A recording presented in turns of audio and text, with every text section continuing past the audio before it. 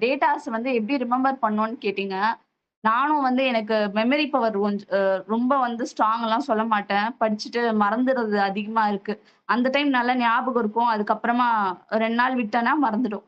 அதனால என்ன பண்ணேன், நெறைய டேட்டாஸ்க்கு நம்பர்ஸ்க்கு எல்லாமே ஒரு தனித்தனியா பேப்பர்ல எழுதி வச்சுக்க ஆரம்பிச்சேன்.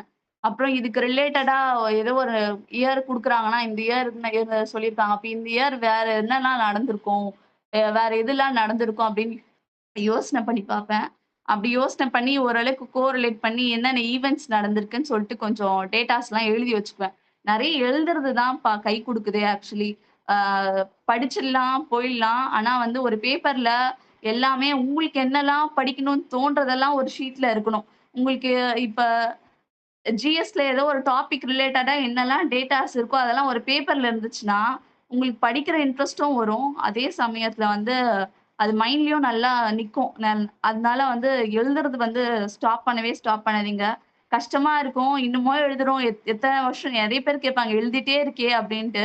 ஆனாலும் எழுதுறத வந்து விடக்கூடாது. வீடியோ பார்க்குறீங்களோ, படிக்கிறீங்களோ, எது பண்றீங்களோ, பேரலலா எழுதிட்டே இருங்க. பார்த்து எழுதுங்க, பார்க்காம எழுதுங்க. அப்புறம் வந்து ம் எதனா ஒரு ஷீட்ல எழுதி வச்சுட்டு, மடிச்சுட்டு, நீங்களே மனசுக்குள்ள யோசிச்சு பாருங்க. என்னலாம் உங்களுக்கு ஞாபகம் வருது, அதெல்லாம் எழுதி வச்சுக்கோங்க. ஒருத்தர வச்சு இப்ப வந்து ஒரு கதைய வந்து நரேட் பண்ண முடியுதான்னு பாருங்க. இப்ப ஏதோ ஒரு ஈவென்ட் சொல்லியிருக்காங்க. அப்டின்னா, அந்த ஈவென்ட் உங்களால வந்து திருப்பி பேச முடியுதா? சொல்ல முடியுதா? அதுல இயர்லாம் இருக்கிறதெல்லாம் வந்து அப்டியே கதையா நம்மளால சொல்ல முடியுதான்னு யோசிச்சு பாருங்க.